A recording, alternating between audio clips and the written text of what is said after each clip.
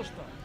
Ние тука денес се собравме со цел да денес да протестираме во врска со тоа што изминатиот период ние добиваме настава која што е со многу низок и незадоволителен квалитет.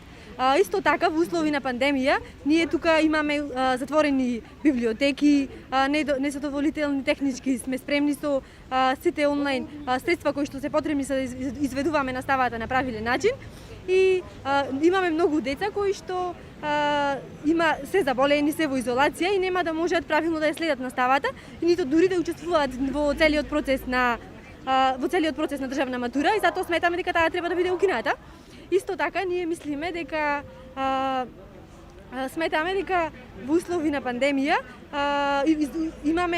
изгубивме повеќе од 1/3 на наставниот материјал кој што требаше да ни биде земен со цел ние да полагаме нормална матура со физичко присуство. И затоа сметаме дека истата треба да биде укината. Денеска исто така имавме и прекинан онлайн наставата, односно ја бойкотиравме. Тоа се случува на ниво на целата држава и сите сме во истомисленици, сметаме дека на тој начин ние можеме да ги добиеме нашите права. Бойкотот на наставата беше планиран само за денешниот ден, бидејќи и онака имаме многу малку настава, имаме и онака многу малку настава која што ја одржуваме на онлайн преку онлайн наставата и сметаме дека тоа би уште дополнително би направило наш проблем и би изгубиле повеќе од наставата. Доколку не се остварат барањата, ќе имаме поредовни протести, се надевам и помасовни, бидејќи денес заради пандемијата немаме многу тука деца кои што учествуваат во денешен протест, но сметаме дека доколку нашите барања не бидат исполнети, ние ќе продолжиме со уште помасовни и почести протести.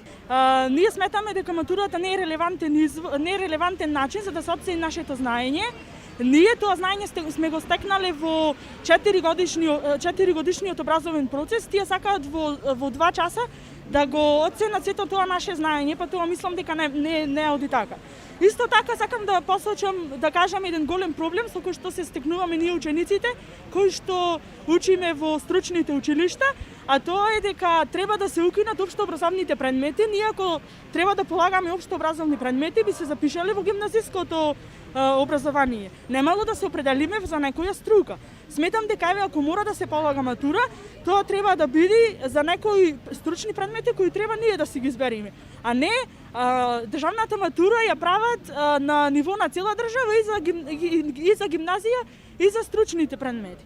Исто така сакам да посочам дека англиски и математика се предмети кои што не модат на 90% од учениците, сметам дека се согласувате и вие со тоа, а тие предмети ни се клучни за ние да положиме државна матура.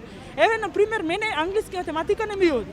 Јас 4 години поминувам одлично и сега, например, на матура јас на тие 2 предмети паѓам и немам можност да се запишам на факултет.